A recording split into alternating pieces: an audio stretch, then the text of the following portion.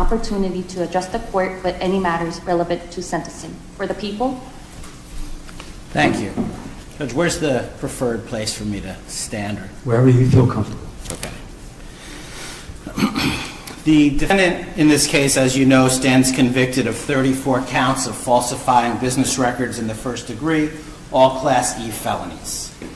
Each carries a range of authorized sentencing options for as much as 1 1/3 to 4 years in state prison to a variety of non-incarceratory sentences.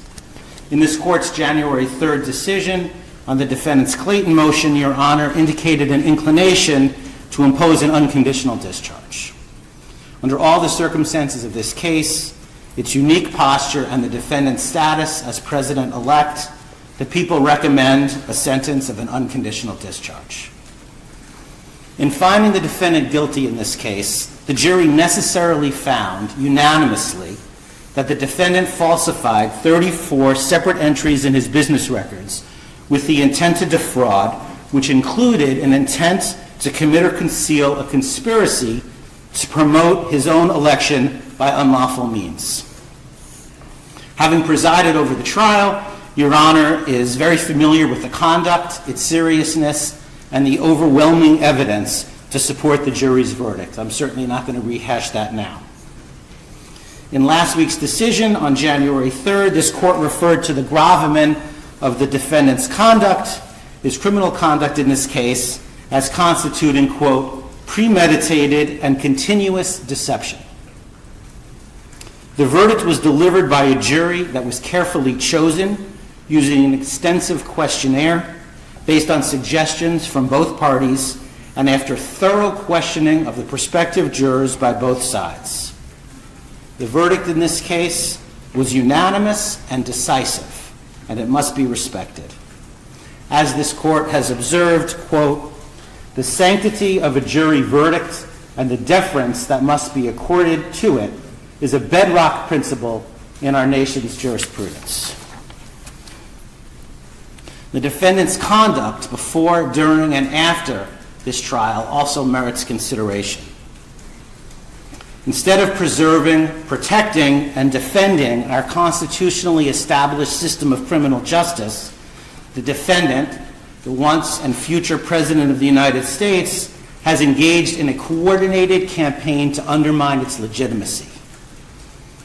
Far from expressing any kind of remorse for his criminal conduct, the defendant has purposefully bred disdain for our judicial institutions and the rule of law. And he's done this to serve his own ends and to encourage others to reject the jury verdict that he finds so distasteful. He has characterized these proceedings as corrupt, rigged, a witch hunt, or a sham too many times to tabulate. The defendant's rhetoric has only ratcheted up since this court's rulings on his motions to dismiss. He has been unrelenting in his unsubstantiated attacks upon this court and its family, individual prosecutors and their families, the witnesses, the grand jury, the trial jury, and the justice system as a whole.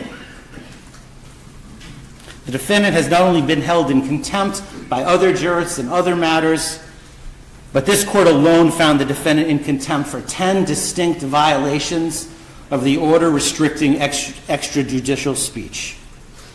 In his legal filings, the defendant has used dangerous rhetoric in leveling accusations of intentionally unlawful and unconstitutional conduct on the part of this court and the prosecution. As this court has noted, the defendant's conduct, quote, constitutes a direct attack on the rule of law itself. Moreover, the defendant has publicly threatened to retaliate against the prosecutors who have sought to hold him accountable in this and other matters, and the courts who have endeavored to fairly and faithfully adjudicate these matters. Such threats are designed to have a chilling effect, to intimidate those who have the responsibility to enforce our laws, in the hopes that they will ignore the defendant's transgressions because they fear that he is simply too powerful to be subjected to the same rule of law as the rest of us. In his 2024 end-of-year report, United States Supreme Court Chief Justice Roberts warned of the dangers of such conduct. Quote, "Public officials, too, regrettably, have engaged in recent attempts to intimidate judges. For example, suggesting political bias in the judge's adverse rulings without credible basis for such allegations," end quote. Chief Justice Roberts continued, quote, "Attempts to intimidate judges for their rulings are inappropriate and should be vigorously opposed. Public officials certainly have a right to criticize the work of the judiciary, but they should be mindful that intemperance in their statements when it comes to judges may prompt dangerous reactions by others." Chief Justice Roberts also spoke of the dangers of disinformation, which are, quote, "magnified by social media, which provides a ready channel to instantly spread rumor and false information." Put simply, this defendant has caused enduring damage to public perception of the criminal justice system and has placed officers of the court in harm's way. In the probation report, which we just received this morning, the author, having interviewed the defendant, noted that the defendant sees himself as above the law and won't accept responsibility for his actions. And that's certainly consistent with everything else that we've seen. Now, in a typical case, both the offense conduct and these other exacerbating factors would impact the appropriate sentence. But in this case, we must be respectful of the office of the presidency and mindful of the fact that the defendant will be inaugurated as president in 10 days. Any undischarged portion of a sentence has the potential to interfere with the defendant's performance of the duties of his office. As a practical matter, the most sensible sentence prior to his inauguration is an unconditional discharge. The court has expressed an inclination to do exactly that because, in the court's words, quote, "the most viable solution to ensure finality and allow defendant to pursue his appellate options is to proceed to sentence." Now, as you know, in New York, a conditional discharge is authorized by penal law, quote, "if the court, having regard to the nature and circumstances of the offense and to the history, character, and condition of the defendant, is of the opinion that neither the public interest nor the ends of justice would be served by a sentence of imprisonment, and that probation supervision is not appropriate." An unconditional discharge is authorized if a conditional discharge is authorized and, quote, "if the court is of the opinion that no proper purpose would be served by imposing any condition upon the defendant's release." Because these crimes are felonies, the court must set forth in the record the reasons for its action. The American public has the right to a presidency unencumbered by pending court proceedings or ongoing sentence-related obligations. But imposing this sentence ensures that finality. Sentencing the defendant permits this court to enter judgment, to cement the defendant's status as a convicted felon while he pursues whatever appeals he intends to pursue. And it gives full effect and respect to the jury's verdict while preserving the defendant's ability to govern. The people therefore recommend that this court impose a sentence of an unconditional discharge. Thank you. Thank you. Counsel. Thank you, Your Honor. I very much disagree with much of what the government just said about this case, about the legitimacy of what happened in this courtroom during the trial, and about President Trump's conduct fighting this case from before it was indicted, to while it was indicted, to the jury's verdict, and even to this day. What the government just said presupposes something that we disagree with very much, which was that this was an appropriate case to be brought. It was not.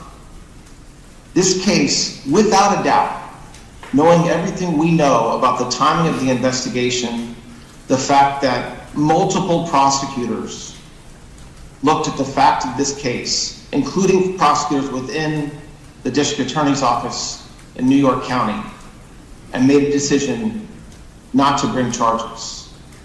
As the court knows, shortly after President Trump announced his intention to run for re-election, this case was started for what amounted to a third time, which brings us ultimately to where we are today. A lot of what the government just said presupposes that this case is legally appropriate and that the charges that were brought by the people were consistent with the laws of New York. Again, we very much disagree with that, and as everybody has been noted, because it's true, we certainly intend on appealing that. And it's not, by the way, just counsel and President Trump that feels that way. There's many legal experts that share the same views that I just said, which is that legally this case should not have been brought, both based on the facts that were established at trial and also on the legal basis for which they were brought. But it's also not just the legal experts, not just counsel, and not just President Trump, but the majority of the American people also agree that this case should not have been brought. I mean, the interesting thing about the fact that there was a trial for the first time in our history, a criminal trial during an election season, is that the American voters got a chance to see and decide for themselves whether this is the kind of case that should have been brought. And they decided. And that's why in 10 days, President Trump is going to assume the office of the President of the United States. And certainly we're here for the court to sentence President Trump to an unconditional discharge. And for that, it's a very sad day. It's a sad day for President Trump and his family and friends. But it's also, in counsel's view, a sad day for this country, because this was a case, without a doubt, that was brought by a district attorney who promised that he would go after President Trump if elected, and felt like he had to go through with that promise. And so that's sad. And I hope, and I know that President Trump shares this view, that this will never happen again in this country. And so we certainly understand where we are today. We very much intend on pursuing an appeal of this verdict and what happened during this investigation. And we certainly believe that the only appropriate sentence, if one's to be imposed at all, which we very much believe it shouldn't be, and that the case should be dismissed, is a sentence of an unconditional discharge. Thank you. Thank you. Would your client like to be heard? Yes, thank you, Your Honor. This has been a very terrible experience. I think it's been a tremendous setback for New York and the New York court system. This was a case that Alvin Bragg did not want to bring. He thought it was, from what I read and from what I hear, inappropriately handled before he got there. A gentleman from a law firm came in and acted as a district attorney, and that gentleman, from what I heard, was a criminal or almost criminal in what he did. It was very inappropriate. It was somebody involved with my political opponent. Part of the records that we're talking about, they're saying, I just noticed where he said I was falsifying business records. Well, the falsification of business records, as they said, was calling a legal expense in the books where everybody could see them, a legal expense. In other words, that legal fees or legal expense were put down as legal expense by accountants. They weren't put down by me, they were put down by accountants. I didn't call them construction, concrete work, I didn't call them electrical work, I didn't call them any. They called a legal fee or a legal expense, and for this, I got indicted. It's incredible, actually. Now, if you look, my attorney alluded to it, the top legal scholars and legal pundits in this country, the ones that are quoted all the time on television, that are making their views felt and highly respected people, have said, everyone, virtually everyone that I know of, I haven't seen any to the contrary, not one, and these people are not exactly friends of mine, to put it mildly, but they all said this is a case that should have never been brought. It's an injustice of justice. Very respected Jonathan Turley, Andy McCarthy, Judge David Rifkin, a wonderful man who just passed away, by the way, Greg Jarrett, Ellie Honig from CNN, of all places. CNN said that, Paul Ingracian, Alan Dershowitz, they all said this is not a case that should be brought. It's not, think about it, legal expenses are down as legal expenses, and I get indicted for business records. Everybody should be so accurate. It's been a political witch hunt. It was done to damage my reputation so that I'd lose the election, and obviously that didn't work. And the people of our country got to see this firsthand because they watched the case in your courtroom. They got to see this firsthand, and then they voted, and I won and got the largest number of votes by far of any Republican candidate in history, and won, as you know, all 7 swing states, won conclusively all 7 swing states, and won the popular vote by millions and millions of votes. And they've been watching your trial, so they understood it.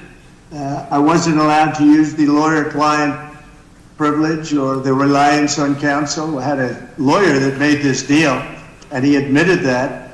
And he was also a totally discredited person. We weren't allowed to use the information from the Southern District that totally discredited him. It wasn't allowed to be put in.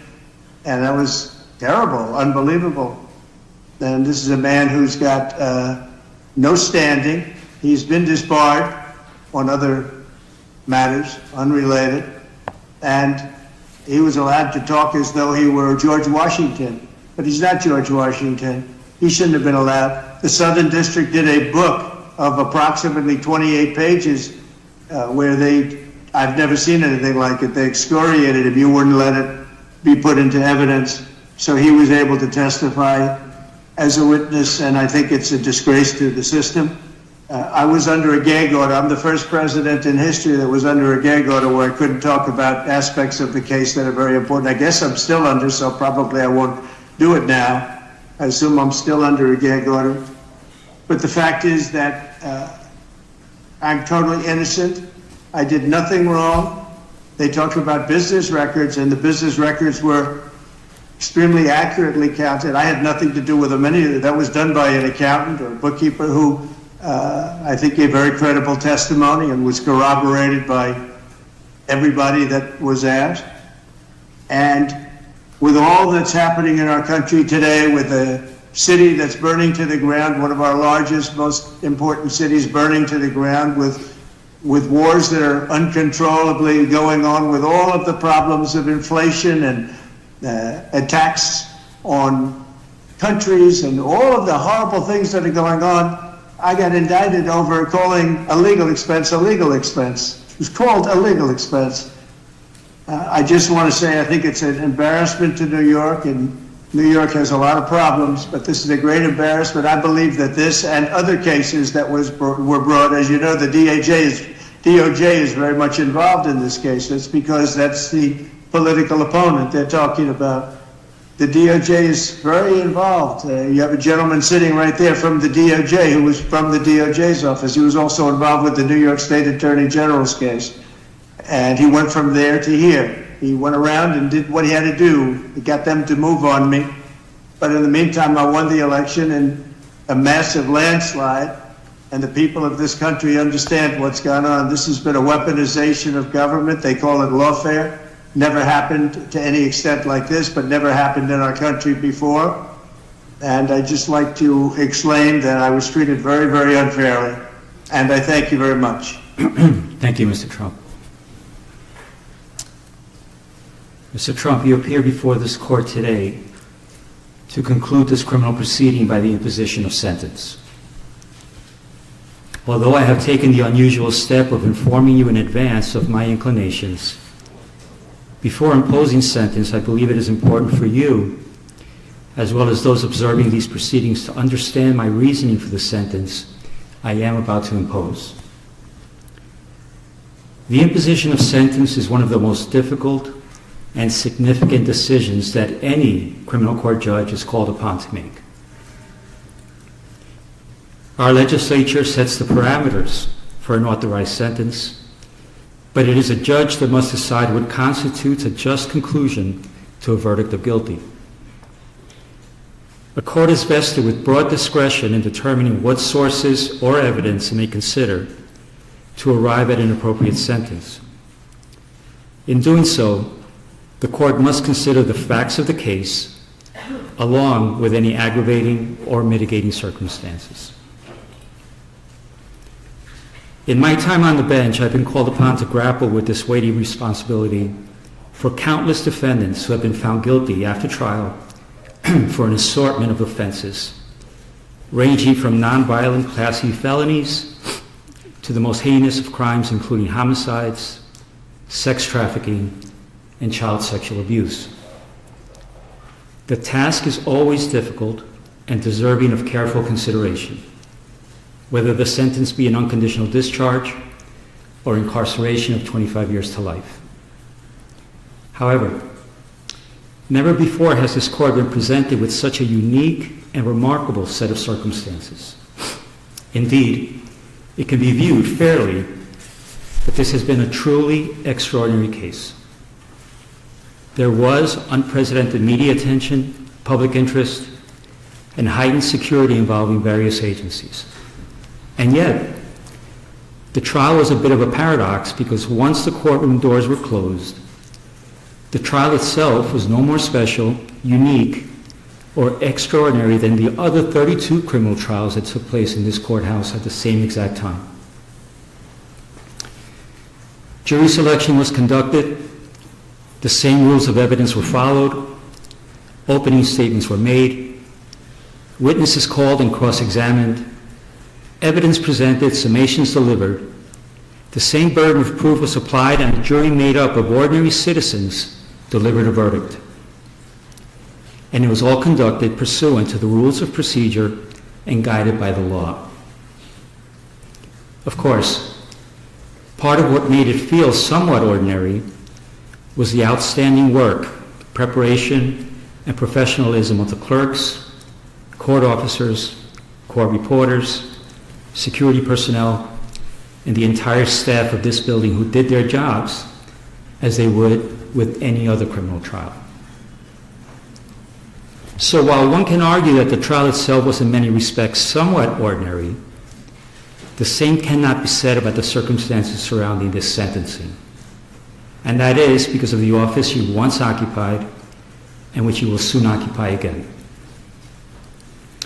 To be sure, it is the legal protections afforded to the office of the President of the United States that are extraordinary, not the occupant of the office. The legal protections, especially within the context of a criminal prosecution, afforded to the office of the President have been laid out by our founders, the Constitution, and most recently interpreted by the United States Supreme Court in the matter of Trump versus the United States, which was decided on July 1st, 2024.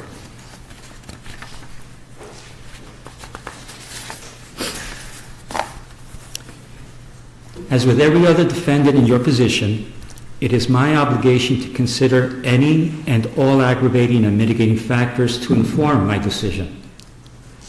Some of those aggravating factors have already been articulated in my Sandoval ruling at the start of this trial and by my recent written decisions on December 16th and January 3rd. Thus, they need not be repeated at this time.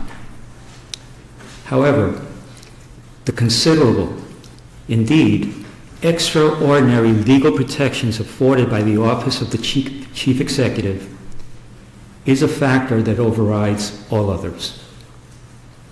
To be clear, the protections afforded the office of the President are not a mitigating factor.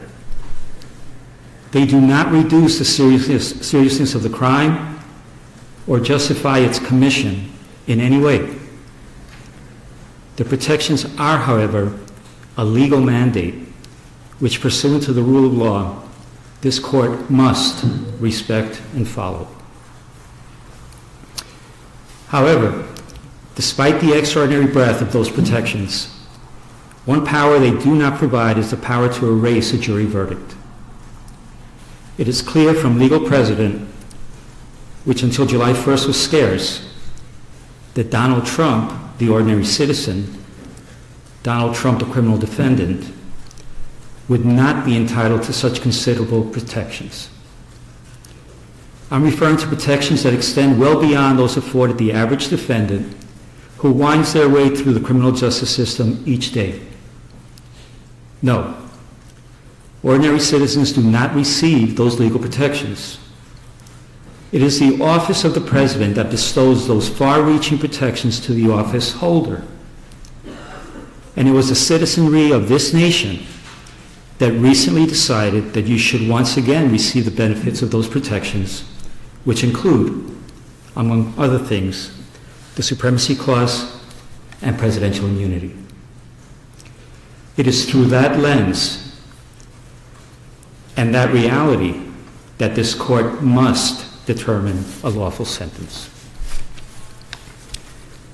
After careful analysis, in obedience to governing mandates, and pursuant to the rule of law, this court has determined that the only lawful sentence that permits entry of a judgment of conviction without encroaching upon the highest office in the land is an unconditional discharge, which the New York State Legislature has determined is a lawful and permissible sentence for the crime of falsifying business records in the first degree.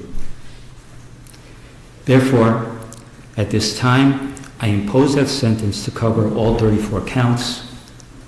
Sir, I wish you Godspeed as you assume your second term in office. Thank you.